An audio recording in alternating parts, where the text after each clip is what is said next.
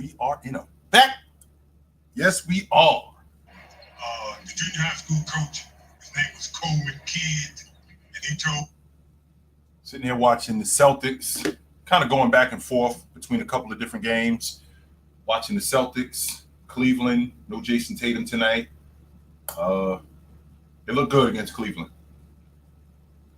They look really good against Cleveland.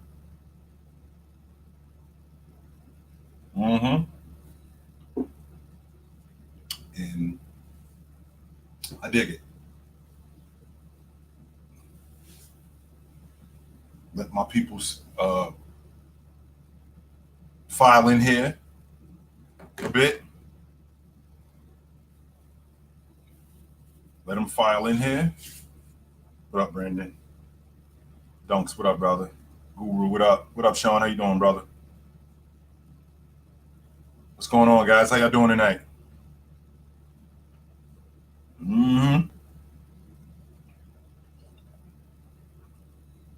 What up, Stein? How you doing, brother?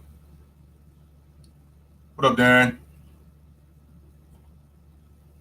What up, Cam? How you doing, brother?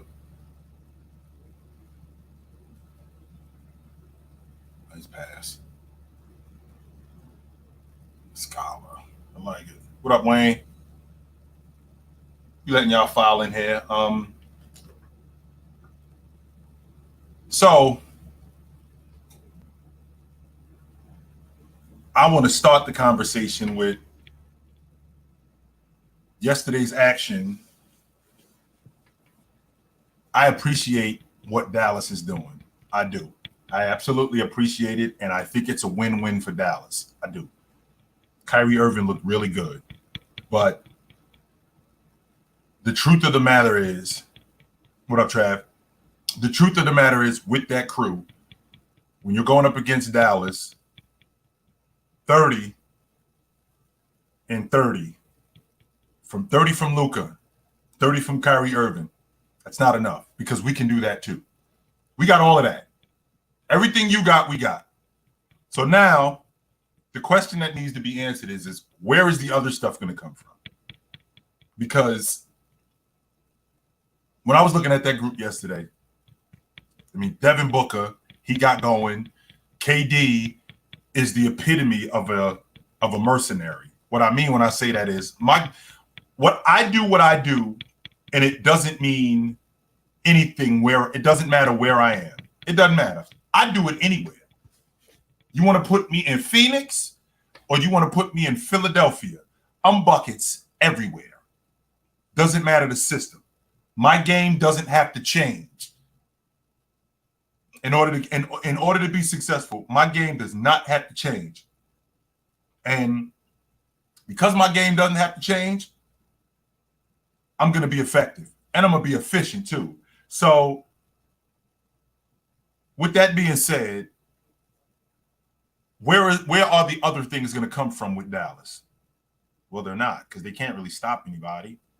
And when they build big leads, prime example would be Philadelphia a couple of nights ago. I mean, Philadelphia got back in the game, right? Philadelphia got back in the game. Same thing with Dallas. So you're not going to really stop anybody. So now what does this boil down to with the Dallas Mavericks? What are they telling everybody? Well, they're telling everybody that, well, at least we're trying. We're trying to get pieces put around Luka in order to be competitive.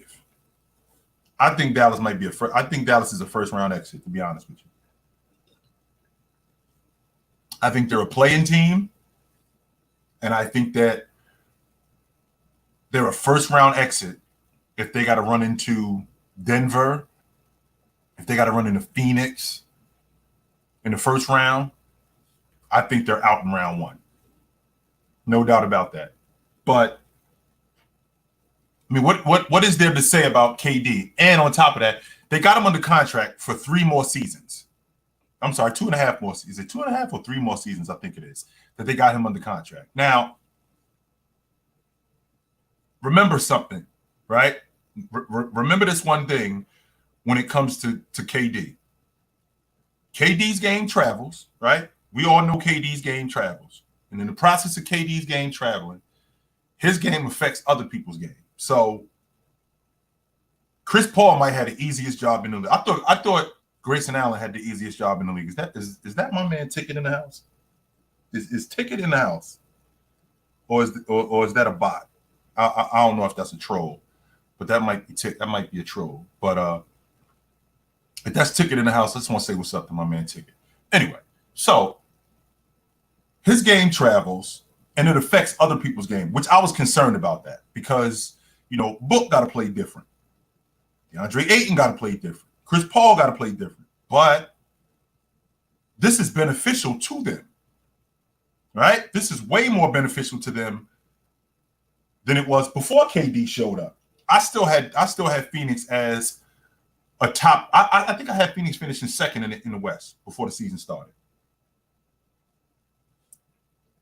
And I think we 3 weeks left in the regular season. They look like they're going to still be a top 5 seed. But with KD's game being what it is, DeAndre Ayton is going to be the difference here. Right? If DeAndre Ayton could rim run, could rim protect, like he did yesterday, 16 rebounds, I'd like to see Chris Paul involve him more in the offense than he did. 6 shots, 4 for 6. I think the big fella needs to be involved. I saw him get put on switches with Kyrie Irving, and I think that they do that primarily because they know that they ain't really going to go to him, which they really should. Because I think that DeAndre Ayton is a better offensive. I think he's a better scorer than Rudy Gobert. Even though Rudy Gobert can score around the rim, I think that DeAndre Ayton is a better offensive player in terms of scoring. I think he got more offense. I think he got more in his bag than Rudy Gobert. So I would like to see them go to him more. And if they did, I'm still concerned about their rotation because Travis Okogie, I'm not sold on him at all. Cameron Payne plays better in stretches, but they're going to need him in the playoffs to be good. And the reason why they're going to need him in the playoffs to be good is because you're not going to be able to run Chris Paul like you do. That's what happened last year in New Orleans, and he ended up running out of gas. That's why they ended up doing what they did. So that's why they ended up doing what they did. And he didn't play well in that Phoenix series at all. So with that being said, they're going to need their rotation players to be better. Because as good as Phoenix was offensively yesterday with KD, with Book, right? As good as they were, ultimately what's going to have to happen is those rotation players are going to have to be better. Because to be honest with you, I don't love Phoenix against Golden State. I don't love Phoenix against Denver. I do not love them against Denver. Okogie. What did I say? What did I call him? Did I call him Travis? I'm sorry. I apologize. It's Josh Okogie. My fault. So the West isn't as bad as it used to be, but it's still difficult. So if you look at the standings in the Western Conference, right? If you look at the standings in the Western Conference, it's pretty bunched up after the 4th seed. I think the between 5 and 12 is only separated by 3 games, something like that. So nobody's really talking nearly as much about Sacramento as they should.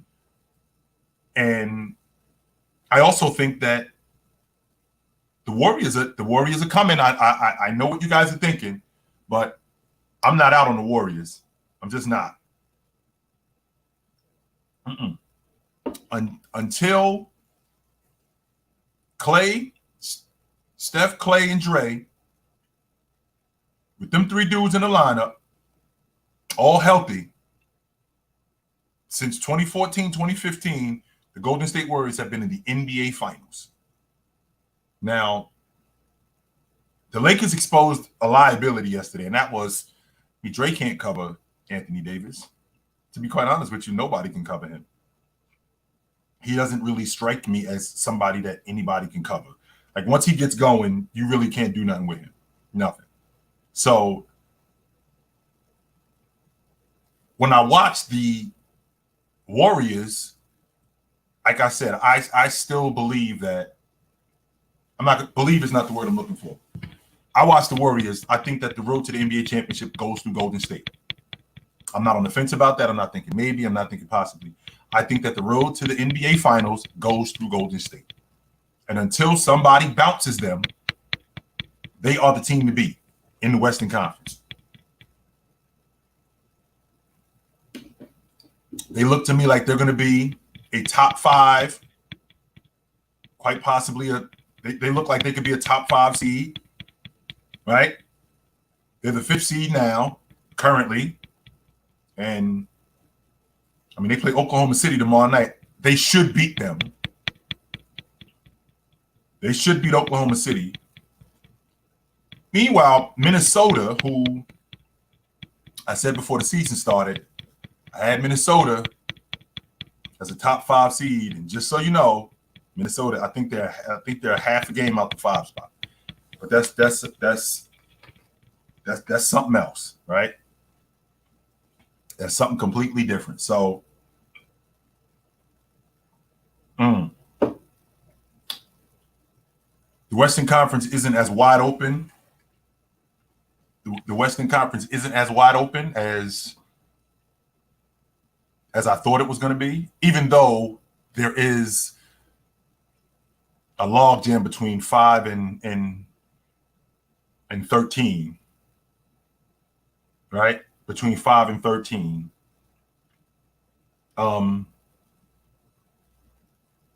It's not as wide open as I think it is. It's just not. So,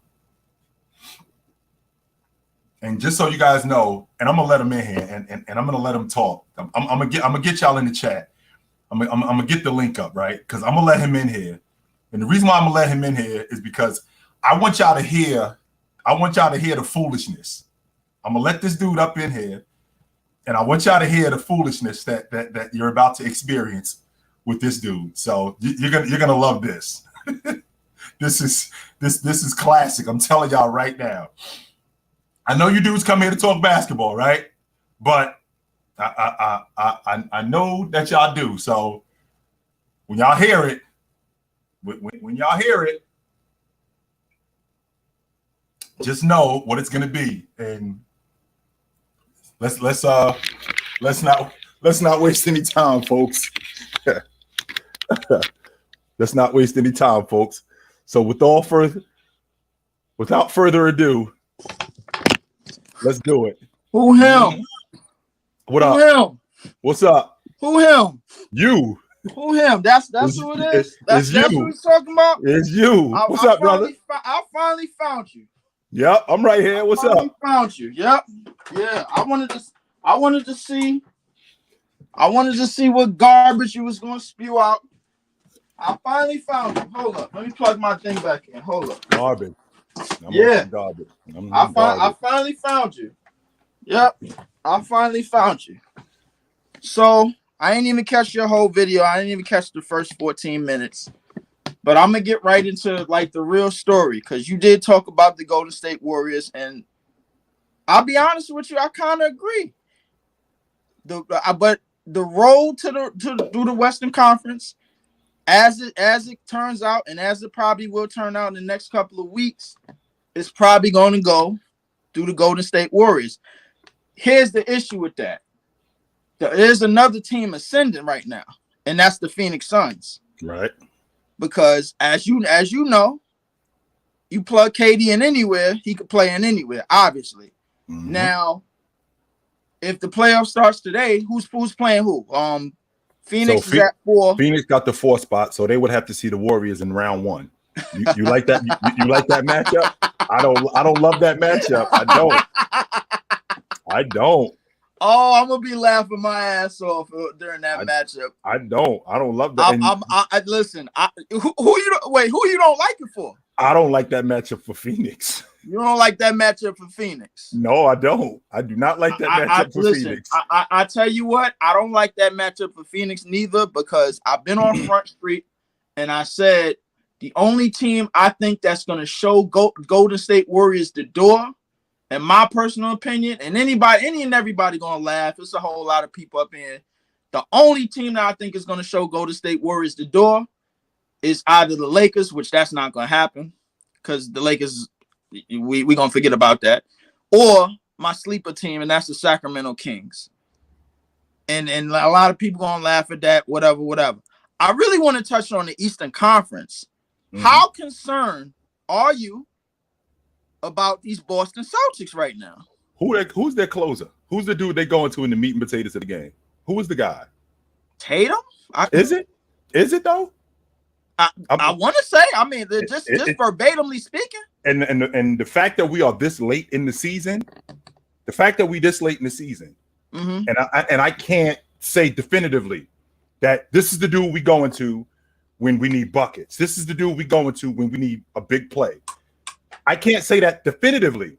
I mean, the last two games that the Knicks beat them twice in a week, right? You know who else beat them? The Nets. The Nets beat them. Yes, they did. After being up 27 or 28. 28. Yeah, 20. Yeah, after being up 28, the Nets beat them. So, with that being said, Jason Tatum in them two games that they lost to the Knicks held him to shooting 30% from the floor, shooting 20, I think a little bit more than 25% on the long ball.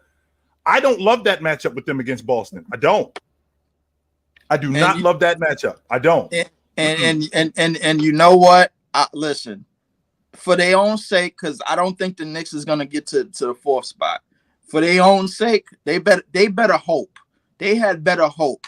They don't go back to number one seed, and they better hope that they don't go to that they don't meet them in the playoffs, and somehow, some way, the New York Knicks win a playoff series and beat the Cavaliers. They had better hope, because what I said, what Ticket TV said about the Boston Celtics rings true. They are starting to show you that they are frauds. As far as they're going to get in the season, they're going to revert back to their old ways. We're turning the ball over. They don't know what to do down the stretch. They're going to start leaning on the jump shot like heavily, and this is going to hurt them. But listen, I got a homie that tell me all the time, when it comes to the Boston Celtics, you just got to wait for it. They're going to show you who they are. They will show you. We already know who they are, Leaf. Who do I have winning? We already know who they are. We already know who the Boston Celtics are. All right, well, tell me who they are. Go ahead. I want to hear your word. The Boston Celtics are one of the best long ball shooting teams in the game. They're one of the best defensive. They're fourth in the league in 3-point percentage. They're one of the best long ball shooting. One of the best long ball shooting teams in the game. They're one of the best defensive teams in the game. They have some of the best offensive players in the game in Jaylen Brown, in Jason Tatum. They got quite possibly the sixth man of the year. The problem that we having with the Boston Celtics is, who is the guy? When we get into the meat and potatoes of the game, who is the guy that we're going to? Who is our leader? Who is the guy that we're drawing it up for? Who is the guy that I know for a fact, with this guy, we got a shot? Is it Jason Tatum? The fact that I'm questioning that right now tells me a lot about that team. Tells me a lot about them. It does, but the fact that you questioning it when we basically been paying attention to the Boston Celtics for the entire year, if you didn't see last week's game against the Sixers, who closed that game? Jason Tatum.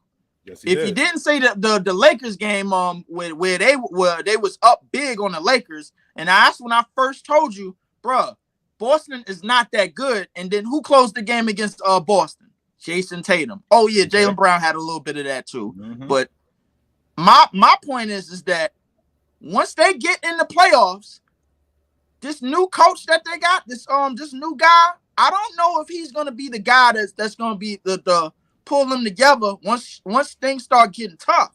Because once everything starts, because we know they could beat Philly. That's what we know they could beat. We kind of okay with them beating Cleveland. They having a problem with the Knicks without Brunson last night, and that's twice in 7 days. Yep. And I don't even want to get to the Milwaukee part of it, because Milwaukee then had their issue. Even though they came off of 15, 16 game winning streak, they had their issues the other night with Philly. Yep. So and I stand by that. What I said last time when we talked, I said, yo, Milwaukee versus Philly. Milwaukee, they don't want to see them. They don't want to see them. Sure they do. I don't think that Philly's going to be that big of a problem. I think that they're going to be a problem. I don't think they're walking by Philly, but I do think that they could beat Philly. It's going to be a drag out series. That's the problem. It's going to be 6-7 games. But here's the difference with that, though, Leaf. The difference with that is that Boston's going to deal with Philly. Milwaukee's going to deal with Boston. So they're going to cancel each other out. So it's not like it's a situation where I got to deal with Philly and I got to deal with Milwaukee. I mean, I got to deal with Philly. So I don't have to worry about that. Because, again, Philly's going to get handled by Boston. I don't know what it is. I wish I could look at Boston. I wish I could look at Boston and go, what's the problem? But they just handle Philly every time they play them. And Joel Embiid said it. There is no rivalry. They kick our ass every time we play them. Yeah, he's right. He said that. Right. Absolutely. He's right. This is not a rivalry. They kick our ass every time we play them. He said that. So the Eastern Conference is the road to the NBA Finals in the East goes through the Milwaukee Bucks. I think they win in the NBA championship. I don't love what I'm seeing right now from the Boston Celtics. Jason Tatum, he shot 30 shots last night. Nothing was in between. Everything was either at the basket or at the long ball line. Everything. He didn't shoot anything in between. And because of that, that's not going to open up their offense. That's going to make them look one-dimensional. He shot 17 threes last night, and that's not going to get it done. It's not. By himself. Yeah, he shot 17 threes last night. He did. So that's not going to get it done. That is not going to get it done. So that's what it is. You absolutely right. That ain't going to get it done. And that's not. And back to the Milwaukee Bucks. So I think Milwaukee, they found a stride in 16 out of last 17 games. I think they did everything that they were supposed to do in terms of like the winning streak but to the Philly portion of it, I think that they'll win that. I think either Boston or Milwaukee gonna beat Philly. Either could beat Philly. I think Milwaukee will struggle with Philly a little bit more, and then they'll come out of that series probably a little bit more weakened than Boston. That's just in my personal opinion. You know what I'm saying? So but here's the thing, though. That's part of the playoffs. You're not walking by nobody, especially in the Eastern Conference. The Eastern Conference has gotten so much better. So I'm watching the Philadelphia-Milwaukee game the other night. Now, if Giannis would trust that mid-range, he just doesn't. And he reverts back to who he is. The difference with that is brain off. And not only does he revert back to who he is, he's used to bullying guys. Well, he can't do that with Joel Embiid. He can't do that with Joel Embiid. Mm-hmm. And he struggles to get to the basket against Joel Embiid. More times than not, he's going to get dealt with, getting met at the rim. So that's going to be a problem. Now, do I expect James Harden to go 36-10 for the series against Drew Holiday? No, that's not going to happen. Hell no. Absolutely not. I'm definitely not buying that. I don't even think the Houston version of James Harden can do that. I'm not trying to hear that. So with that also being said, Maxey, as good as Maxey is, that group that Milwaukee has, they cancel out just about everything that Philly has. The difference in that series is going to be Joel Embiid. He's going to be the difference in that series. If he's healthy. He is. That's not that. I don't think that's an issue. He is healthy. No doubt about that. He is. You sure? Yeah, he healthy. When we get to this time of the season, I mean, who's not beat up? Wait, who, Embiid? Yeah, like who is not beat up? For sure. Right now he's healthy, but when we get to this time of year, who's not beat up? Everybody's beat up. Chilltown. Everybody is. Chilltown. It's second round. It's the second round going to third. That's their problem right now. That's the whole problem with the Sixers. They got to get past the second round. They ain't been past the second round yet. Right. Milwaukee been passed. Boston been passed to the finals. Miami been to the finals. Everybody been to the second round except for them. And why is that? Embiid's injury. Health. Yeah, it's been health. Yeah. So I'm gonna ask you one more time. Do you trust Joel Embiid's health going past the first round? No, I don't. That's what I thought. I don't. And I don't think P5 trusts it neither. I don't trust it.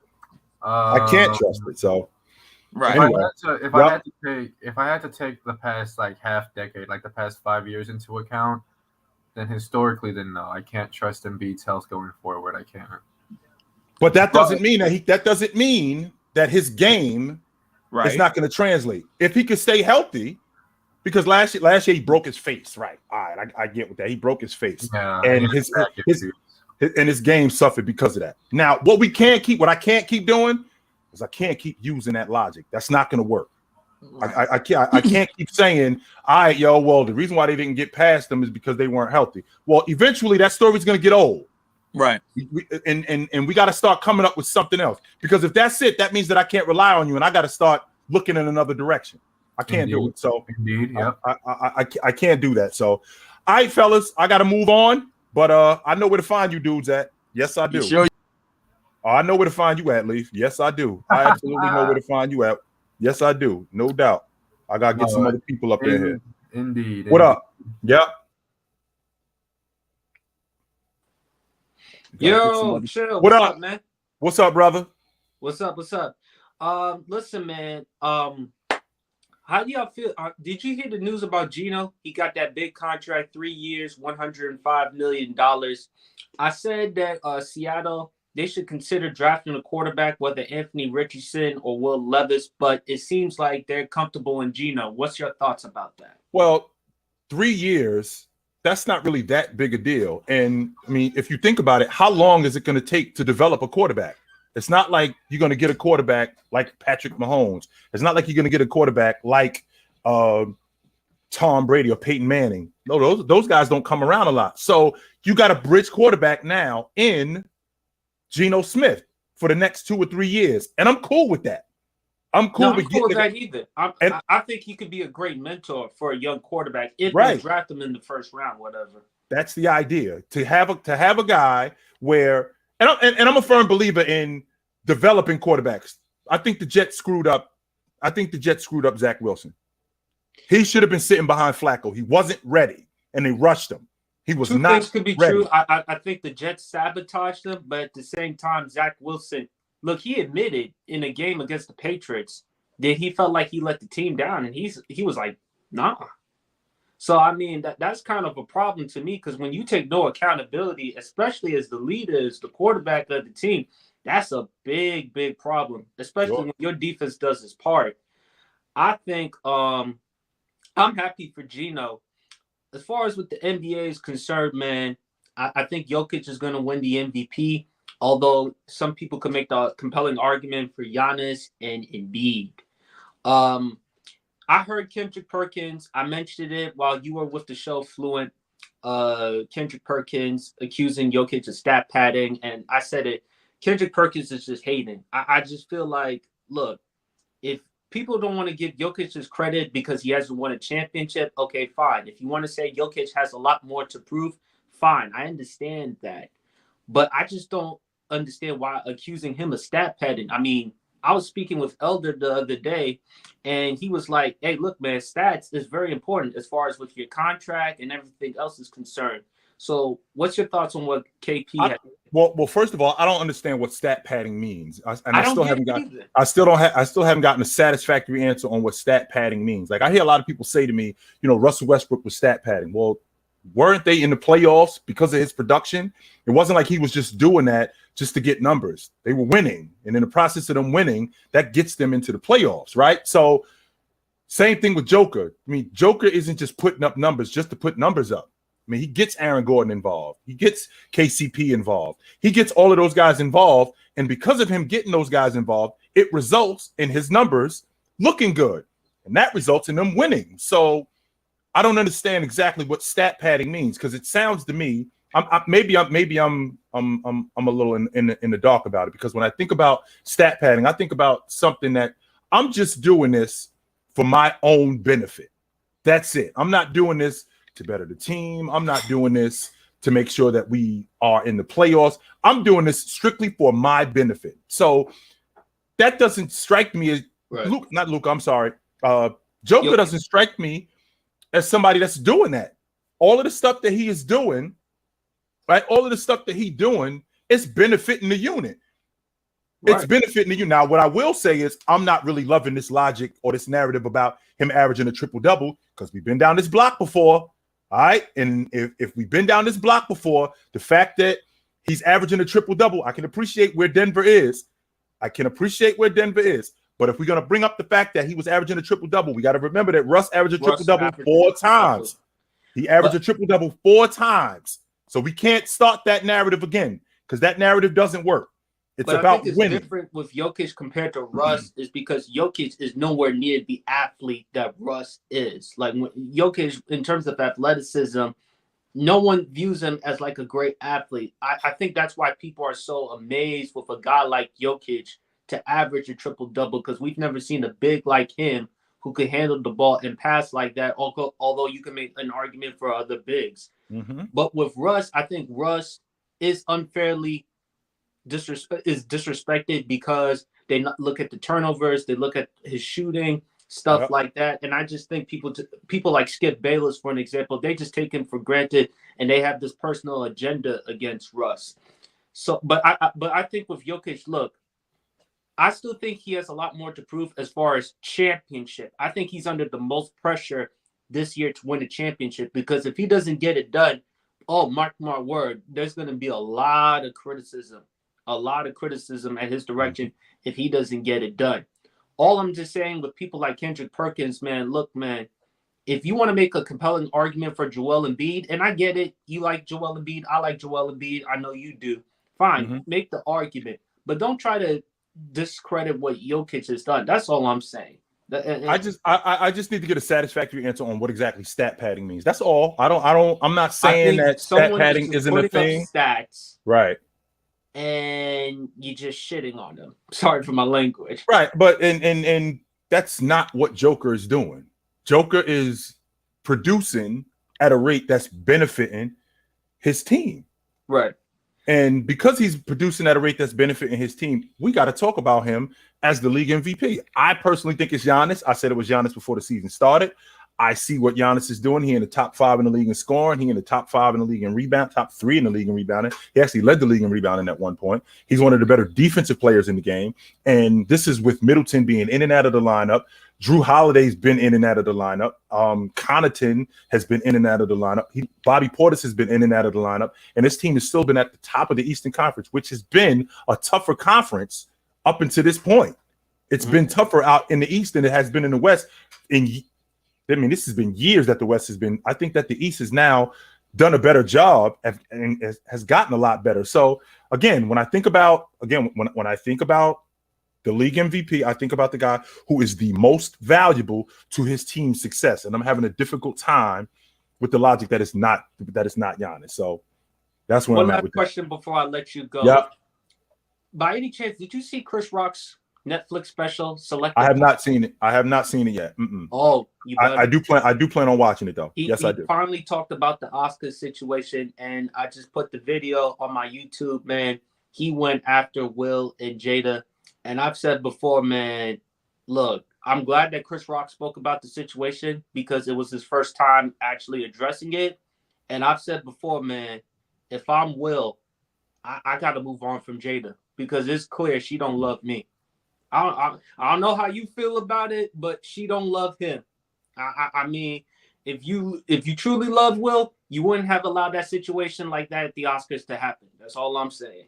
I'm gonna watch it, and I'll have a better understanding of it when I watch it. Tell me about it. Tell me your opinion about it. Next time I see you, brother. Yep. I know where to find you at. All right, brother. Thank you. What up? What up, bro? What up? Question. And I guess I'll answer your question.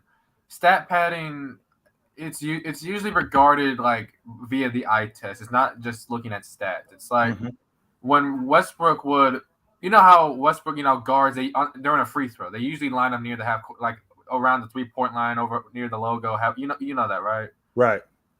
when Westbrook is on a missed free throw, Westbrook should not be at the rim.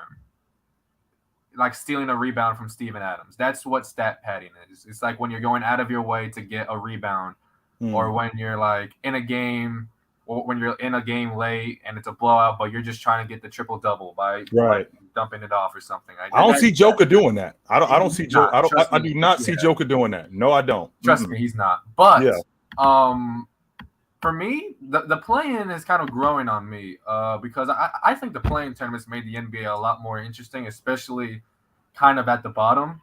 I just kind of wanted to get your thoughts on that. I'm not a fan of the play-in tournament. In fact, I think it's dumb. We already got a play-in tournament. 82 games. You got 82 games to get into the playoffs. If you can't get in the playoffs after 82 games, you ain't a playoff team. I'm not on the fence about that. I'm not thinking maybe. I'm not thinking possibly. Though the best teams in the playoff team, the best teams are the top 8 seeds. A 10th seed that's 7, 8, 10 games under 500. That is not a playoff team. That's not. And to watch these teams that are getting into play, like Washington is immensely talented. I mean, they've come along. I mean, Russ ended up dragging that team to the playoffs 2 years ago. Or was it 2 or 3? Yeah, 2 or 3 years ago. He ended up dragging that team to the playoffs. They were a 10th seed. Like, I'm not sure that this Lakers, even if the Lakers were to get into the play-in tournament, I don't think the Lakers are a play-in team. What I equated to the NCAA tournament where you got a team that's in 5th place in a league and they like 3 games under 500 and they end up winning the conference tournament and they end up getting into the tournament and they 2 games under 500. That is not a tournament team. I'm not buying it. And I've never really bought that. Okay. Kind of one last thing here too. Can I get like in the East and the West? Can I get your top 4 teams? Like kind of like the first 2 are like, okay, these 2 teams, you know, they might meet in the second round, but they're legitimately like the 2 most talented teams, and it's probably either between one of these 2 to make it to the finals or out of their respective conference. The 3 seed could be like maybe a dark horse, and the 4 seed, you know, maybe along the same lines here. Right. So if you look at the Western Conference, I've said I'm on record that the road to the NBA championship goes through the Golden State Warriors, and until somebody bounces them, everybody got to come see them. And I think Denver is the team that has the best opportunity to bounce them. I don't love that matchup. If the playoffs started today, Phoenix would have to see Golden State in round 1. I do not like that matchup for the Phoenix Suns. Yes. I don't. Yes, I think the Suns. I don't. I think it's being overlooked too much that the Phoenix Suns really don't have a lot of depth on that roster. They don't have a lot of wings that can guard. They don't have a lot of wings that are very versatile. It's another situation where Kevin Durant's the best defender on the team, and I don't think that's a recipe for success. I feel like Paul has got a lot of miles on him. Yeah, I think I could very well get outplayed in the series. Yes, I need another year because what's going to happen is the Suns are probably going to get bounced in I think they'll get through the first round depending on who their matchup is, but second, maybe Western Conference Finals. But I think next year is the year that you're really looking at the Suns as contenders, especially seeing of what they do in the offseason when it comes to DeAndre Ayton. If they trade him to a team that might be desperate enough and give up some wings, I think that'll really help out Phoenix. Kind of like what Philadelphia is now, where we didn't really get a chance to see James Harden and Joel Embiid last year because he came in the middle of the season. So we didn't really get a good look at what they could possibly look like. Well, now we're in a space where Joel Embiid and James Harden, they've been on the crew the entire season, and we see what this dynamic has looked like, right? So in the process of seeing that, am I on the fence that the Philadelphia 76ers can win the NBA championship? The only way I see them winning the NBA championship is that Joel Embiid basically threw this team on his back and took them to the finals. And the only way that that's going to happen is he's going to have to hold up physically. And I'm not sure that he can. I'm not questioning his talent because I think that he's one of those guys healthy. I think he's better than Joker. I'm on record saying that. I still think that he's better than Joker. But with that being said, when he's healthy, there aren't many guys that I put ahead of him. So they could be trouble if he's healthy, but I don't trust his health. Yes. In the Eastern Conference, the road to the NBA championship goes through Milwaukee. I think the Milwaukee Bucks are the NBA champs, and I think there'll be a dogfight between them and Boston, and I think it also will be a dogfight between them and Philadelphia. I think they smoke everybody else. I think they smoke Cleveland. I think they smoke Cleveland. I think they smoke the Knicks. I think they smoke Miami. I think they smoke everybody else. Yeah, Miami's not in that conversation. But so as far as I've heard, it's in the West, it's Warriors, Nuggets, Suns, and who's that fourth team? I need to start talking about Sacramento more. The reason why I don't talk about them as much is because I haven't seen it. I just haven't seen it in the playoffs. But Sabonis. Fox and Sabonis, these two as a tandem look like they're going to be a problem out west. Absolutely. And they're really and not only are they deep, right? Not only are they deep, they play defense. The thing that concerns me with Sacramento, and I've seen it time and time again with Mike Brown could get out coached. And I think that could be the difference in the series. Like he'll run up on Ty Lue, and Ty Lue will out coach him.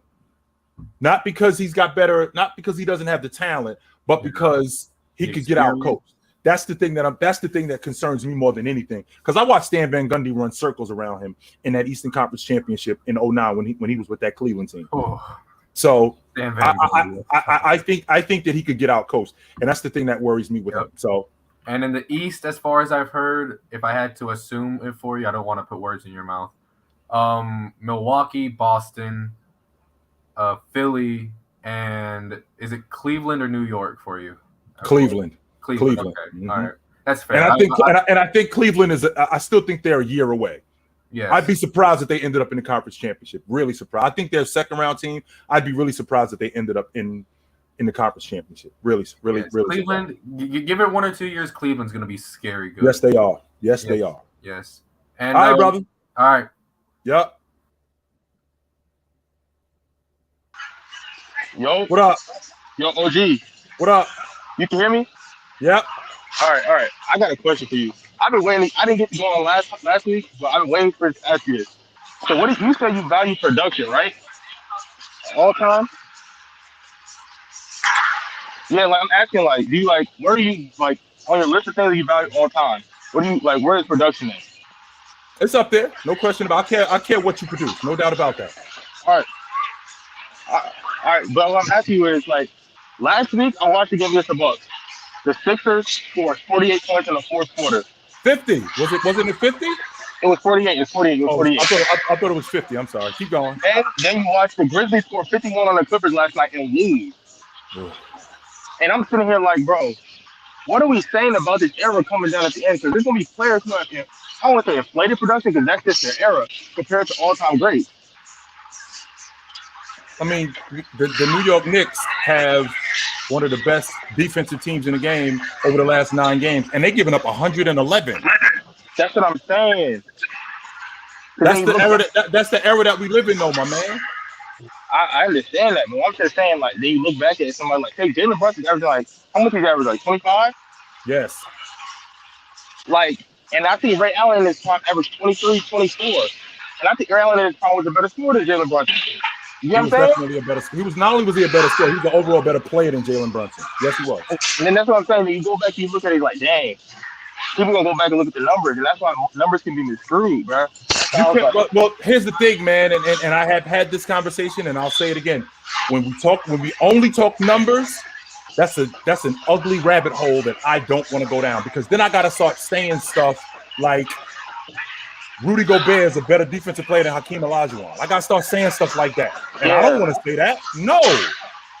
I'm not going to say that. So no, I'm not going to say that. Absolutely not. So, all right, brothers. All right. Yo, What up?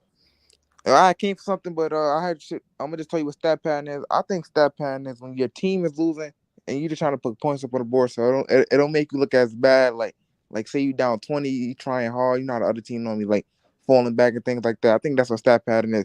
You can't stat pad assists. You cannot stat pad assists because you cannot pass the ball and just hope your teammate make it. It can miss. You feel me? I think you could stat pad points.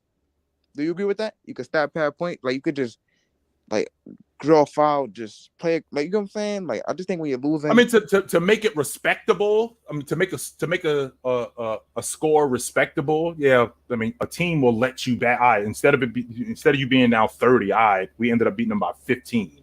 Yeah, like that's so you can that's so what you I can think. get some Stat so pattern you could get some minutes in order to play so you can get your stats. Like I said, I don't see Joker doing that. No, I didn't Joker see not. No, don't Joker or Westbrook not doing that. But right. there was time Westbrook was stat pad rebound, and you said Embiid was better than Jokic. OG, no, he's not. Yes, he Don't is. disrespect Yes, the he is. 3-time. I bet you he wins MVP this year, and I Good think luck. you know that too. Good luck. No, I don't know that. Who did I say was winning the league MVP? It's not Giannis. Wait a minute. Answer this question. Who did I say was winning the league MVP? Giannis. So why are you saying I think I know that? Who did I have winning the league MVP before the season Because started? unfortunately he's not. And what are you basing Joker winning the league MVP on?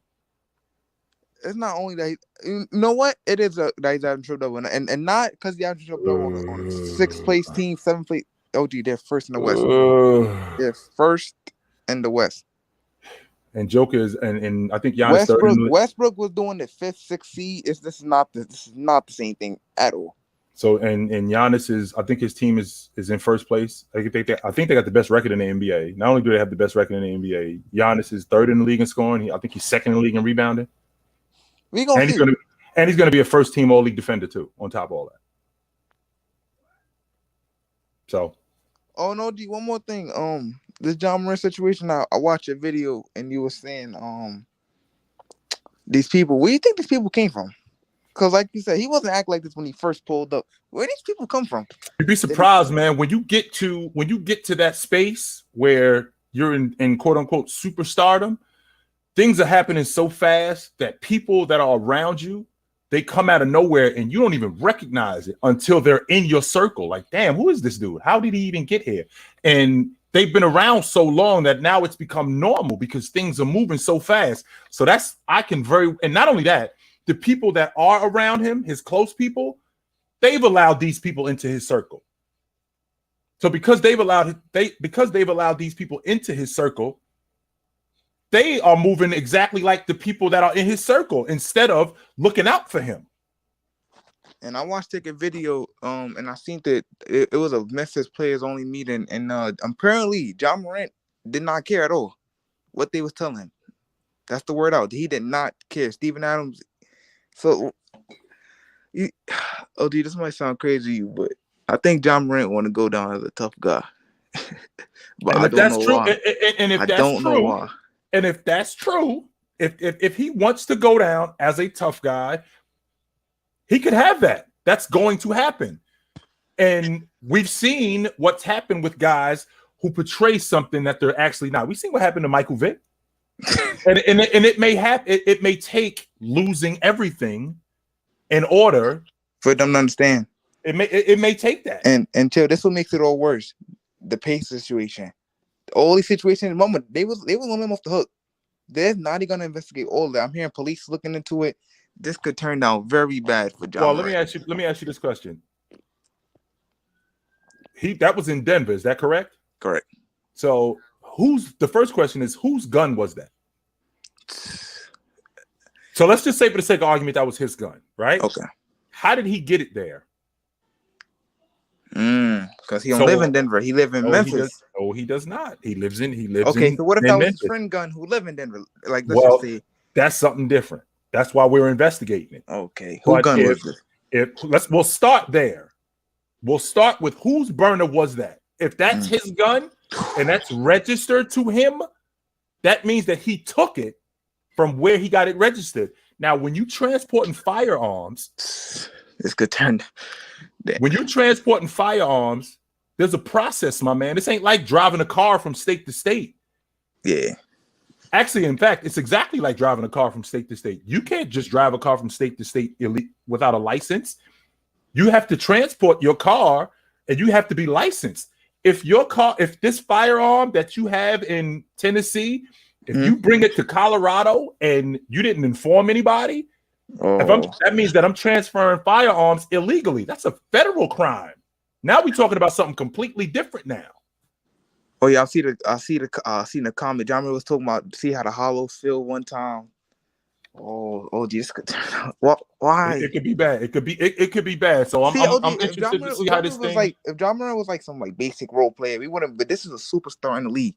Kyrie got cut with Nike with something not nearly on his level. Hey, Let's man. just see what happens, OG. I'm good. Yes, sir. You know where I'm at. Out. Hey, OG, how's it going? What up? I just got two quick ones because I know you're running a little late, probably. But when we talk about Boston, I keep obviously we're talking about Tatum, but I think yes, I'm a little nervous. I'm a Boston fan. I'm a little nervous of the last couple of losses, but I really think people underestimate our secondary unit. Guys like Williams the third and other Williams and Pritchard and stuff. We have a lot of guys that can come up big. Like we've won games without Tatum in there. Mm-hmm. And I know there's a couple of scary losses, but I feel like when it comes to championships and playoffs, sometimes your second unit is the one that kind of carries you at times. The Chicago Bulls in 1992, they're down in Game 6 to the Portland Trailblazers, minus 15 in the fourth quarter. Phil Jackson, Mike out, Scotty out, Bill Cartwright out. He goes with the second unit. BJ, all of these guys, they get them back in the game. Mm-hmm. In the process of them getting them back in the game, then he puts Jay back in. He puts Scotty back in. But up until that point, that second unit got them back in the game because the Trailblazers had them beat. So as good as my starters are, I need my entire unit. If you look at the Lakers championships, when they had Shaq and Kobe, Shaq will tell you the others are the ones who made us go. As good as we are. Now, if I look at that Boston team, as good as Robert Williams is, as good as your first unit is, Brogdon, Muscala, Smart, not just Smart, but Brogdon, Muscala, Grant Williams, Pritchard. So these guys are invaluable. We can't put a price tag on how important those guys are in order for you guys to have a chance to win. Yeah, they're the unsung heroes. Like I love Tatum. He's one of my favorite players. But it's like if we just go like, oh, if Tatum's not going to play well, I guess we lost because of this. It's like, well, yes, like I said, losing to the Nets hurt a lot because I hate them, and losing the other game hurt a lot. It's going to happen, but I still have confidence they're going to be one of the most dominant playoff teams just because of that secondary unit as well. No way you should lose being a championship contender up 28. That shouldn't happen. No, I know that's not. No way. I watched that game too, and I'm thinking to myself to let these guys back. The game turned at the end of the second quarter. That's where the momentum swung. Yeah, no, it's true, and it was scary, and we can't have that. But it's better to do it now than in the playoffs. Better to get that out of your system now.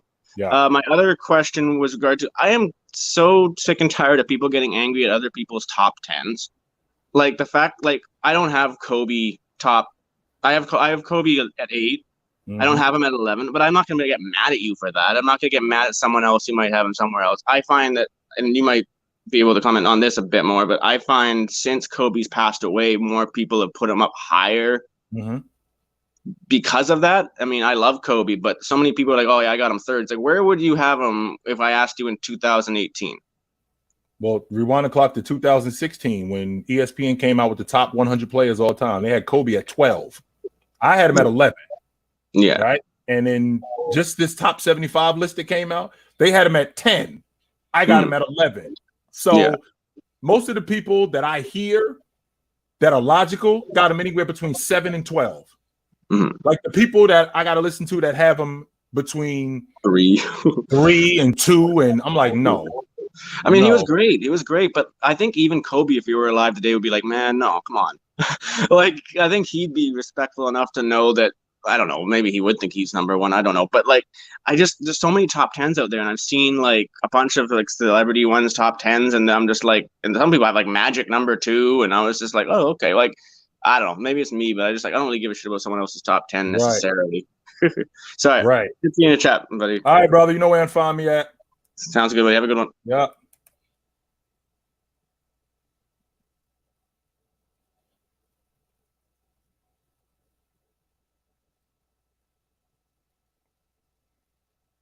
Yes, sir.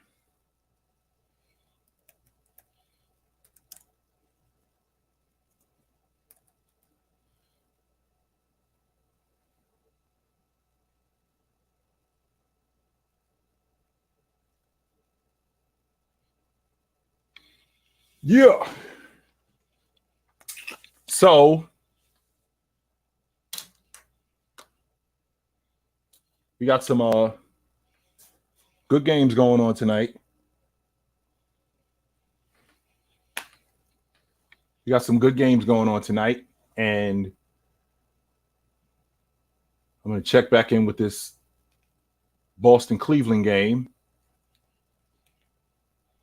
See what's going on there. They're handling Boston. However, the Heat are playing tonight. So let me see if I can get the fellas. See if I can get the fellas on. Oh, they playing Atlanta tonight. What do you know? What do you know? Man, this ain't no fake ticket, man. You don't block the real damn ticket, fool. Here's the thing, ticket. I get bots like you that come in here with your face on it. Ain't no put a wrench on my name. That way you don't know you know who it is. I ain't finna touch nobody on your channel, man. I'm gonna tell you something, man. Y'all some cappers, bro. Only reason why I came in here again is because I heard that little dude that was capping just now. You capping too, talking about, yeah, man, I had Kobe ranked at 11th, man. But you know, man, be quiet, man. What are you talking about? What are you talking about, ticket? Listen, bro, I don't have about 10 NBA players on my channel, and all of them got Kobe top 5 at least, bro. And these are dudes that played against Kobe, bro. These are dudes that played against these dudes, bro. Nah, I'm good. Y'all say that, man, but y'all ain't played against Bean. All the dudes that played against Bean hold him to the highest regard, to the highest level, bro. It ain't because he passed away, bro. It's because the media been hating on the dude. They wanted to hate on the dude, and they've been successfully hating on the dude, bro. It's not because they hating on the dude. He was an elite defender. He was an elite defender. He was an elite offensive player. He had a clutch gene. He was hard-nosed, tough, athletic, physical. And there was There's no reason why you should be sitting up here talking this foolishness, bro. And it's not foolishness, though, ticket, because there's other people who had that too. He's not the only one who had that. Who else that was being had? It's not the other. There's plenty of other people who had that. Name who else had it. James had it. Jordan had it. Oh, James who? James who? James had it. Jordan had it. Jabbar had it. Hold on. LeBron James you know who I'm talking about. LeBron James hold on. Chill town. The same LeBron James that quit in the overtime against the Golden State Warriors because he was supposed to be the smartest player in the game, forgot that they had a timeout. That's not true. He's supposed to be the point guard, the smartest player in the game, but he doesn't know that they got a timeout. And you know this as a guard, you're always supposed to know time and score and if you get timeouts. That man had the ball, he was running the show and didn't even know he had a timeout. Then he gonna ask Tyloo, hey man, we had a timeout, man. Oh man, then he checked out for the overtime. So man, Kobe and Mike would have never checked out for that overtime. Hell yeah, because we talking about a dude who went for 51 in that game, ticket. Man, he went 51 and 8. He quit in overtime. He quit in overtime, bro. He quit in overtime, man. But we talking about the same James, who, by the way, who once he saw he was working, and once he saw what Bean was doing, okay, that's what the work looked like. Okay, records, man. Once he saw what the work looked like, okay, I'm working. All right, I'm working. I'm getting there. I'm the best. I think I'm the best. But then I see Bean, who been in the league way longer than me. Everything he got, I got. In fact, that's a lot better. Everything he got, I got it. I could do it better than him, which would explain why once he got with Bean, when he was in his prime, and Kobe was waiting for him 3 straight years, why he didn't get to the final? That's something different, ticket, and you know that's something different, completely different. Okay, Bean is so we're gonna do that, ticket. Why at that same time was LeBron James saying Kobe Bryant's the best player in the world? Because he was in year 6. That's why. I bet you he didn't say that in year 13. He didn't say that in 2013. No, he did not. Hold on. Year 6 is your prime in the league. He didn't say that in 2013. Year 6 is your prime. Year 6 is your. Go look at every player. Right. And the history of the NBA that was great. Year 6 was their prime, bro. And you know what other year was your prime too? Year 9. And he didn't say that in 2013. Add that to the fact, ticket. Hold on. No. You mean the same time that Kobe Bryant was like in year 17? See, there we go now. Okay, so one minute. Hold on. Chill. The reason why you got to say that is because, bro, Kobe didn't even play that year. Remember, he had a torn Achilles. He didn't play the season.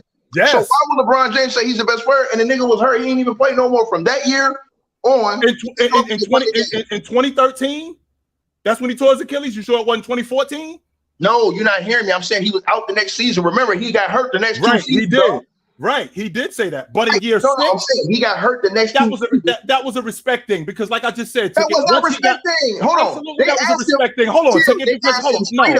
Chill. They asked LeBron straight up, who's the best player in the game? Yes, they did. And that was a Kobe respect thing. Bryant. So how does the next? And you just mentioned it yourself. Why he didn't get to the NBA Finals? And why did Ticket? Why He was did picked to go 3 years. And LeBron so James was picked to win the chip. So if that's true, then why didn't Kobe get to the NBA Finals in 2007 when I was there waiting for him? What happened? And why did he actually get traded? Explain that part. Hold on. I'm gonna say this one more time. Kobe Bryant had just got finished going to 3 straight NBA Finals. No, that's not true. He was 5 years removed from the finals. No, you're not hearing me. Hold on. Listen That's not true. This is what I'm saying. He had just recently went to 3 straight NBA Finals, and on top of that, before then, he went to 4 NBA Finals in 5 years. So with Shaq, he went to 4 NBA Finals in 5 years. Correct. Had 2.5 years off, and then after that, he goes to 3 more NBA Finals. Right? 3 years removed from the finals. That's 7 NBA Finals. That's 7 NBA Finals in a span of 10 years that Kobe Bryant went to, right? Okay, cool. He won 5 of them, right? So Correct. at that time, Kobe Bryant is peaking, but LeBron James is the one that everybody's saying was the MVP of the league, and he was the one that they said that was supposed to win the championship. Mm-hmm. All 3 of those years, Kobe was in the finals. Which was wrong. LeBron James won MVPs in 2 of those years and failed to get to the finals. But the team he lost to, Kobe Bryant dusted in the finals. The Boston Celtics and the Orlando Magic. Yes, he did. Whoa. So that's not. Hold on, Ticket. Let's not leave out the fact that team, that Orlando team, not Boston. I'm sorry. The Lakers were better than them. That front line was better. They were better than that team. So why did Cleveland beat the hell out of them then? In that one season. Why did Cleveland beat the hell out of who? Hold on, LeBron James and them was beating Kobe Bryant the majority of the time in the regular season. They were beating them, but there's a wait. Ticket, you could be better than me, but I could be better than this dude who beat your ass. Right? No. So I'm saying, hold on, Ticket. So when we talking about a guy in Kobe Bryant who asked to be traded in 2007. Right? Not only did he ask to be traded in 2007, when James gets with him in the Olympics after 2007, when he sees the work. Tell me, why did he ask to be traded, Chill? The same reason why James walked out. Chill. Here's what you can't do, Chill. Here's what you can't do, Chill. Here's what you can't do. Here's what you can't do. You can't lie and move the goalposts. I'm not moving the goalposts. Hold on, sir. At the least, LeBron James had another dude that made an all-star team on his roster. Who made an all-star team that was on Kobe Bryant's roster those years that Shaq left that he asked to be moved? So let's make sure we clear on this. So he had arguably the best rotation player in the game in Lamar Odom. Yes, he did. That's one of the best rotation players. True. And I think he finished 3rd in the league and 6th man of the year. No, but that's not he was a great piece at that time, but he wasn't when they won the NBA championship, he finished 3rd, and I think he finished 3rd or 2nd or 3rd. He was a great player. He was a better player, and so was Mo Williams. And Lamar Odom was a better player than Mo Williams. No question about it. He was a better player than Mo Williams. So with that being said, I wasn't talking about Mo Williams. I was talking about Zydrunas Ilgauskas, who was an all-star before and after LeBron James came to the league. He made the All-Star team one time with James. No, he did it once. He made it before LeBron James came. Right. With James. He made the All-Star team one time. But the reason why we got to be honest. The reason why is because the competition shifted. Because remember, Dwight Howard and all those dudes was in the East at that time. So Ilgauskas ain't finna make it over Dwight and over because Dwight was winning Defensive Player of the Year awards 4 years in a row. Then he was at that time. You had the center was Dwight Howard and what's his face. It was another I can't remember his name, man. It was 2 great centers in the East at that time that took that. Remember. So and then you had to get voted in. You had to get voted in by the fans, and then the back got voted by the coaches. Correct. And what does this happen? And what does this happen? Go ahead. I'm sorry if I interrupted. No, I'm just saying.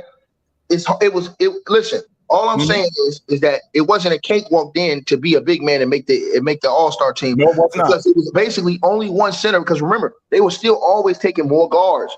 So if it was a guard, that's different. But even now, they don't take as many big men as they take guards and wings. They just don't.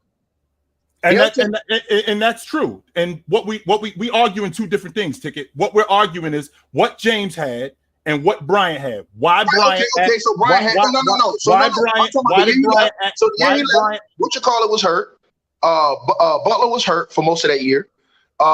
Lamar Odom played. He was coming from Miami, but he wasn't that Lamar Odom. This is when you told me he asked for the trade. He wasn't the Lamar Odom he was when they went to the chip. He wasn't. Lamar Odom was still a different player, bro. And by the way, Karan Butler made the All-Star team after he left Kobe, too. You're not hearing me, bro. No, I'm listening to you. I'm listening to you. I'm with you. I'm saying when Lamar Odom got traded to Miami for Shaq, he was in that deal with all those players they traded, bro. It wasn't like it wasn't no one-up trade or two-up trade where Lamar Odom was the key piece. No, Karan Butler and them dudes was the key piece of that trade. He was hurt most of the time he came and played with Bean. So you taking that, then you taking LO, then you taking Chris Mims, then you taking Brian Cook. Brian Grant. Yeah, Brian Cook. Brian Cook. Oh, Brian Grant. Brian Grant was washed up at that time, bro. Brian Grant was washed up, man. That was an old Brian Grant. Brian Grant wasn't the same Brian Grant that was playing in Portland. So look at the guys Kobe was playing with. And then I think was Smush on that team? Yeah, Smush was on that team. Come on, man. In 07. In 07. Hold on. Both of those years. Both of those years. So we looking at that and we saying, okay, why does he want out? You know why he wanted out, bro? Because of the simple fact that when you looked at the laziness of the guys that he had on the roster, bro, Kobe wasn't for that. And look at the situation with the Lakers now. Correct. Right? So LeBron James was damn near threatening to get out before they made these moves. And the Lakers have never made moves like this. They've had to pull teeth to make moves like this. Bro, Kobe Bryant had 24 trades his entire 20 years as a Laker. LeBron James had 35 trades in 4 years. 35 in 4 years. And what does that have to do with James? James is not demanding. What I'm saying to you is this. The movement wasn't the same with Kobe as far as putting roster construction around him. Right, that was that was one of the poorest constructed rosters around him. Right. At that time, based off of the fact that Karan Butler was injured most of that time. Correct. So he didn't get the full, like, you know what I'm saying, that Kobe and Karan Butler experienced that time. Because Karan was a solid player coming from Miami. Right, I do get that. Now, add that to the fact ticket that when we get to James, who he got a washed-up Shaq, right? Anton Jameson was in year 12 when he got him. Sean Marion. Stop right there. Antoine Jameson averaged 20 and damn near 10 the year before he came over there. Right. And Chris Webber. When he went over there, his average went down to 16. He still averaged 16 and 8 because why? They had more scorers on the team. Mo Williams was still averaging the same thing, around 17 and 8. Then you also had Delonte West averaging 12. Man, this is what we're doing wrong. When you putting these guys together, Ticket, what you doing is you just throwing these guys together. They not, bro. Them niggas won 60-something games. Right, and that was because of James. So you're talking about you're talking about a dude in Kobe Bryant. So we had Vujicic, he had Lamar Odom, he had Luke Walton. If it was because of LeBron James, for years, right? So throwing Shaq on the crew. Not only was he throwing Shaq on the crew who was washed, but I'm sorry, keep going. Chill. If that was they won 60-something games because of LeBron James. Why he didn't win 60-something games the year before that when he ain't had those guys? Why he didn't win it the year before that when he had those guys? Why he didn't win it the year before that? He had an MVP season. I'm asking you. Bro, listen. And I can bring any NBA player in here to tell you don't win 66 games in the NBA. No, you do not. No, you do not. That's a fact. No, you do not. So what I'm saying to you is, bro, is that them winning 66 games, if that was just because of LeBron James, why he didn't do it no other time other than when he got them? So Mo Williams was playing better, and that was because of James. He ended up making all. Mo Williams played the same as he played in Milwaukee. He averaged numbers. Look it up. So if that's true, he did average 17 a game. So he made and made the All-Star team that 1 year with James. He hadn't made the All-Star team ever. Never made the All-Star team. Same thing with Delonte West. Same thing with Delonte West. He played better. These guys actually played better, and that was because of James. Because James came back better. James came back better. So I give you this. It was guys, it was big men like Tristan Thompson who played better because of LeBron. It was big men like J.J. Hickson who had played better and got that contract because of LeBron. It was guys like Boobie Gibson that played better because of LeBron James. I give you those guys, but I'm not fitting to give you a dude that was averaging the same points and off the same percentage in Milwaukee, which is a telling me that Mo Williams didn't benefit than playing with LeBron James. You're telling me that he was the same. That's exactly what I'm telling you. You're telling me that his 17 is the same as playing his 17 or his 18 is the same as it is when he came over with James. That's not the same. He was shooting the same percentage. Even if I am shooting this ticket, Ticket, you play for the Orlando Magic and you 17 a game, as opposed to you playing in New York on a playoff team. Your 17 a game is not the same, Ticket. You know that as a big man. That's not the same thing. But what I'm saying to you is that, okay, listen, he is going and playing with LeBron. But I'm saying you downplaying the help that they had, bro. No, I'm not. Ticket. I'm not. Listen. I'm not you doing can bring, hold on. You can bring dudes that played in the association in here, right? And they'll tell you, y'all, they hate. I'm gonna tell you something. These dudes all in the NBA always tell me they hate that these guys downplay them dudes that play with dudes that play with LeBron. Hate that y'all downplay them because they was such a good team. Dudes sacrificed so that they could win games. Dudes sacrificed because LeBron James wanted that responsibility to do this, do that. And like I said, I got a dude that's coming on my channel this week that played on that team with LeBron James. They can tell you everything. Darnell Jackson's coming on my channel again this week. He can tell you. He'll tell you everything. It's straight up, bro. All them dudes was talented, bro. Them dudes could play, man. It wasn't that was just LeBron James. They had the talent, but the thing is, y'all overshadow and downplay them dudes because y'all want to uplift LeBron. All I'm saying is, it's not that. Go ahead, Ticket. I'm sorry. Keep going. No, all I'm saying is, Chilltown. If the man. If it was because of him, he won 66 games. Why he ain't do it before he got them guys? And then look at this. When you talk about Antoine Jameson, when LeBron James left, Antoine Jameson went back up to averaging 18.5 points again per game. Without LeBron, his average went back up the very next year in Cleveland. Correct. So all I'm saying to you is y'all acting like them dudes was washed. Them dudes wasn't washed, man. Them dudes won 66 games. What happened is they got to the playoffs and they underachieved. They underestimated the Orlando Magic, and that's exactly what the guys on the team told me. I asked them dudes, bro. I know of 3 dudes that was on the team, and one of them's a Hall of Famer. So you guess. They told me what happened, bro. It wasn't that they wasn't talented enough to beat them. They underestimated that team. And we can't leave out the fact that Stan Van Gundy outcoached Mike Brown in that series. But listen, they thought they was going to walk through them dudes. Yes, but they thought they was going to walk. I'm 100% confident through them dudes, bro. They thought they was going to walk through them. They did not think because Whatchamacallit was hurt, so they thought it was going to be a cakewalk because Jameer Nelson was hurt. And what happened is they underestimated those guys and they got hit in that first game. Then when they got hit, they got stunned. You understand what I'm saying? Then LeBron comes and hits that big shot in game 2. I thought, to be honest with you, and since we being honest here, Ticket, I thought that if he misses that shot, we're not coming back up here. They sweep them. Yeah. I wasn't on the fence about that. I was thinking that was because of that. That was because dudes on the team will tell you that.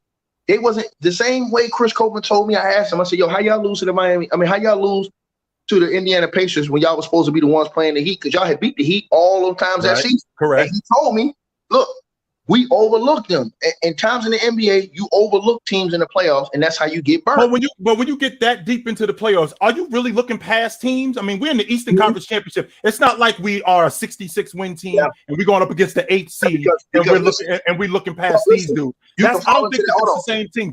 I have a difficult time believing that that's the same thing. Especially considering you looking at an Orlando Magic team who had arguably the best basketball player. Stop doing this, bro. I seen your videos. I know what type of player you are. I can already read your crazy mind. I know how you was cut, bro. I respect how you came with the game. I know how you approach the game. I can just tell everything by watching your clips. I said this fool was crazy out there. I already know how you was gonna get down. I'm telling you though, bro. You gotta be honest about this and think about this, bro. Listen, LeBron James is an all-time great player. Whether you have him 1 through 5 is not an insult when you think about all the players that have came through the history of basketball. But all I'm saying to you is, bro, if we gave all them dudes, whoever you have in your top 10, the advantages that LeBron James had to be able to put their teams together, how higher would these dudes have been elevated in your eyes? Bro, think about this. If Tim Duncan was able to say at the end, you know what, man, let me get this one, and this one, maybe he has 3 more rings. Maybe he wins a back-to-back. So if Tim Duncan ends up leaving San Antonio, if he's able to pick, okay, trade this guy, and give me this guy. Trade Tony and Manu and go give me Kobe. What do you think's gonna happen? Trade this dude and go give me this dude. That's all I'm saying, bro. I ain't saying LeBron ain't great. I think LeBron James is one of the greatest players that ever played a game of basketball. But y'all look past the truly great ones and downplay them to upsize this dude. No, I'm not doing that. I'm not doing that, Ticket. I'm not doing that. The reason why I'm not doing that, the reason why I'm everything you say he got as far as the physical attributes, He's worked on his game. He's improved his jump shot. He's improved his three-point shot. He's improved his moves on the block. He's improved his footwork. I've noticed all that stuff over the years. So you can tell he's put in the work, and that shows true greatness when you're able to get better. All I'm saying to you is Kobe Bryant was doing this shit from the jump. That's why I said to you, Ticket, that when James got with him in 2007 in the Olympics, he saw what the work looked like. Okay, everything he got, I got it. But that's what the work looks like. Okay, so I'll give you a prime example, Ticket. When Big Daddy Kane said he was writing rhymes until he heard Grandmaster Cash. He said he ripped up his rhyme book. Okay, I think I'm doing something, but I'm really not. So James, he thinks he's doing it until he gets into practice and he sees Bryant. Okay, I got everything that this dude got, but that's what the work looked like. And in order for me to get to where I'm trying to get to, I got to do that. But he was still lacking one thing that Jordan and that Kobe had, and that was the undeniable will in any situation to overcome. That's LeBron not true, though. Always had that. LeBron James had to be pushed, bro. I can tell you, I can bring dudes. I'm gonna bring dudes on the channel to tell you that I played with this cat. That will tell you situations that you guys ain't never seen, bro. When this dude was ready to fold, he had dudes that was pushing him behind the scenes to be great. Dudes who wanted him to be great. This dude was ready to give it up. He was ready to. It was series. He's playing with Kyrie. He's ready to quit. He looked at Kyrie, and Kyrie ain't ready to quit. So that makes him have to step it up. That's true. In the NBA Finals, bro. In the NBA Finals, you don't get to that level, Ticket. You don't get to that level, Ticket. I do know dudes that was on that team. Look, I know dudes that was on that team in that locker room that will tell you he was demoralized when they went down against the Warriors. Anybody would be, Ticket. No, Ticket. Anybody would be demoralized. But he was able to get it together. No, they would not. No, they would not. Now listen, I'm gonna tell you why. Jordan, Kobe, them dudes don't get like that. When them dudes get down, them dudes stand up. Them dudes get even tougher when they get down in a situation like that. That's not true. What happened to Kobe Bryant against Phoenix when they were up 3-1? Hold on. Let me explain to you though. What happened was when you have a dude that just didn't care like Kyrie, who was coming out scorching in that very next game. Remember, it was Kyrie that was cooking. Then when Bron looked at Kai, he looked at Kai like, oh, this nigga ain't finna quit. Okay, let's go get this. Then LeBron James started cooking. Then they both end up having 40. Then they run it back the next game like that. Then we get to game 7, and the rest is history, bro. All I'm saying to you is this, dog. That, to me, that is what separates. That is what separates. I can appreciate that. And my whole argument with you is, regardless of how you got your top 5, my argument is, how is Kobe not in your top 5? How do you have 6 dudes or 5 dudes ranked over, how do you have a series of 5 dudes ranked over Kobe from your top 5? So forget your top 5. How do you have 5 more dudes ranked over Kobe Bryant? Legitimately. Right. So with that being said, rewind the clock, Ticket. After they go down 3-1, I'm 100% confident that I heard James say, after they're down 3-1, all he said was, all we need to do is get one. Oh, that's not a dude that's folding, Ticket. But what happened in the game? That's not a dude that's ready to. That's not a dude that's ready to fold up. That's dude. He had 40 in the next game. No. Keep it in context. Hold on. But keep it in context. Hold on, Chilltown. Tell the truth. It was Kyrie. Hold on. It was Kyrie that came. LeBron James like he wanted to quit after the first quarter of that next game. Hold on, go look at that game. It was Kyrie that was cooking hard. And when LeBron looked at Kyrie and seen he was cooking like that, he seen the kid wasn't gonna quit. He was like, nah, because Kyrie wasn't gonna fold. He was still coming with it. That's when LeBron looked over and said, you know what? Fuck, let's go. And that's when LeBron started cooking. That's why LeBron James likes playing with Kyrie. See, y'all don't understand stuff like this. Kyrie brings the best out of LeBron James, and LeBron James brings the best out of Kyrie. And everybody, that's what it is playing with great players, Ticket. That's what happens when you play with great players. Now, all I'm saying to you is you take this away from Bean. You take this type of, for you to have, forget your top 5, for you to have another 5 dudes over Kobe is blasphemous, bro. Magic, Bird, Duncan, Olajuwon. Magic, hold on. Magic. How was Magic over Kobe? Hold on. Bird, how was Magic over Kobe when Magic? Hold on. How was Magic? Hold on. How was Magic over Kobe when Magic says that Kobe was better than him? And not only that, hey, guess what? Let me finish. Go ahead. I'm sorry. Not only that, not only did he admit Kobe's better, but Kobe Bryant was a way better defender. Oh, so right now we're only gonna praise one half of the basketball? No, we're not. We're not doing that. No, we're not going to do that. The fact that Kobe Bryant was an elite defender and an elite offensive player, and he had the same amount of championships, that automatically, and we know he was blackballed, which is the reason why he didn't win more MVPs.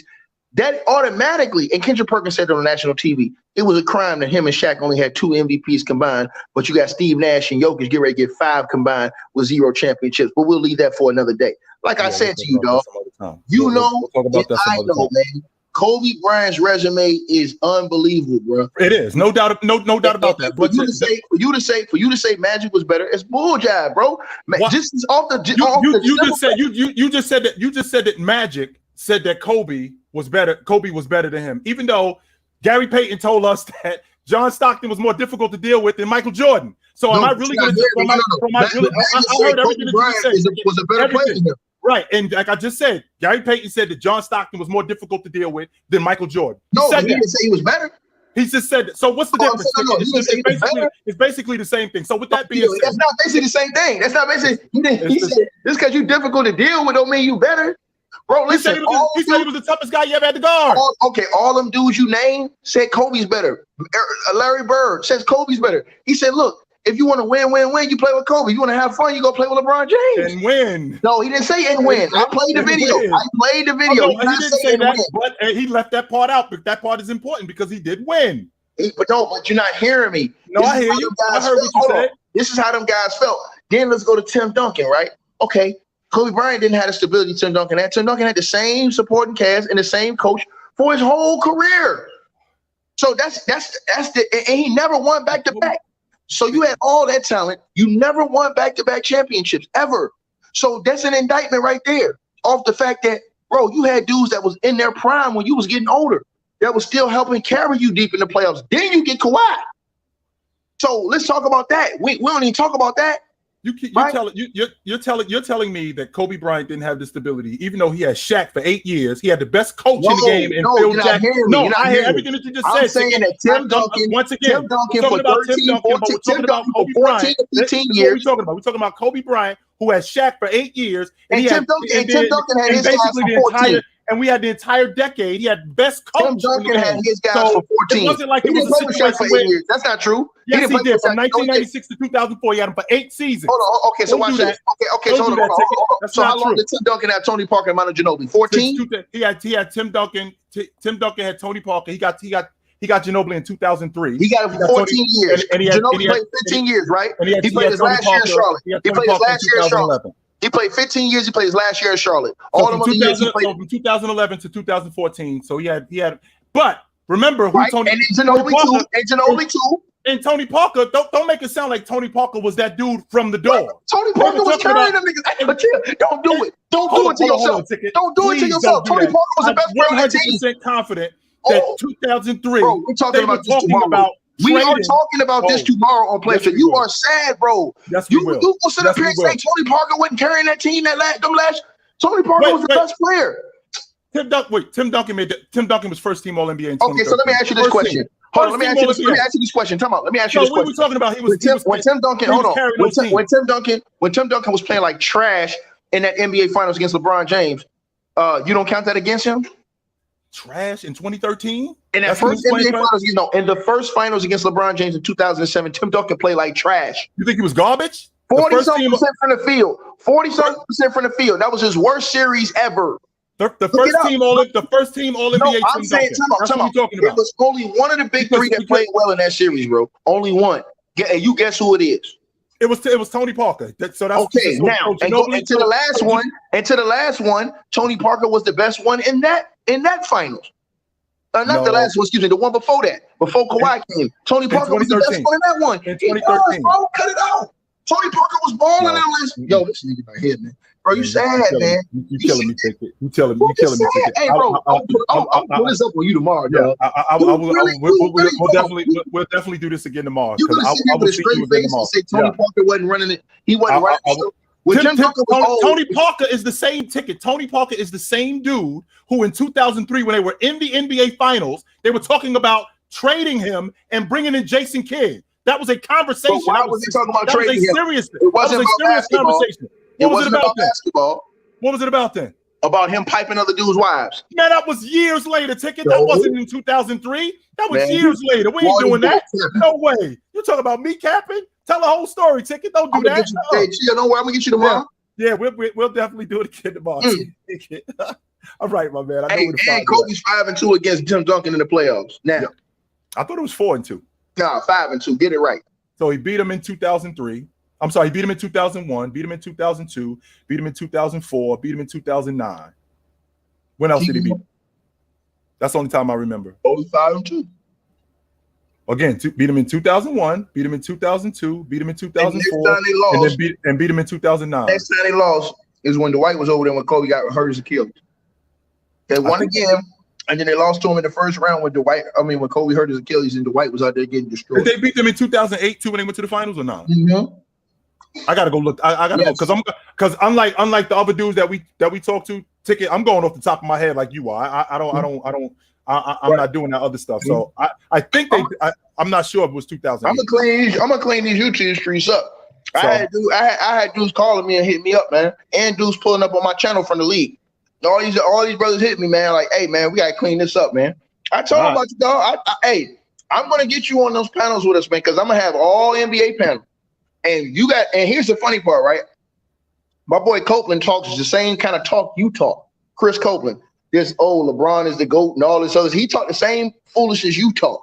But see, here's the thing: a majority of the other homies, they talk like I talk, baby. So you might need to get your go do your homework because it's gonna get real tough. It's gonna get real tough, Chill Town. You know I ain't got no problem pulling up to your neighborhood. You know it. You know it. So I'll see you soon, brother. All right.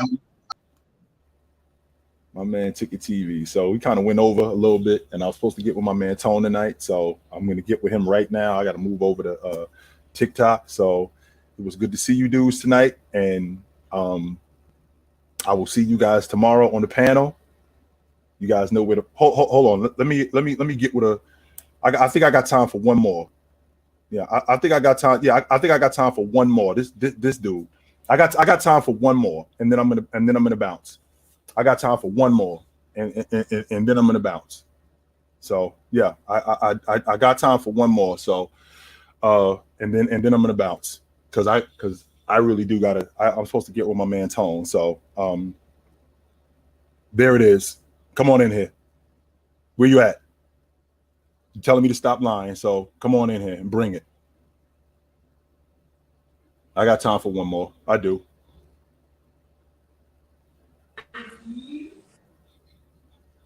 Oh, nigga, don't hate me because I'm beautiful, nigga. Maybe you got rid of that. God damn, these goofy ass niggas, B. I swear, yo.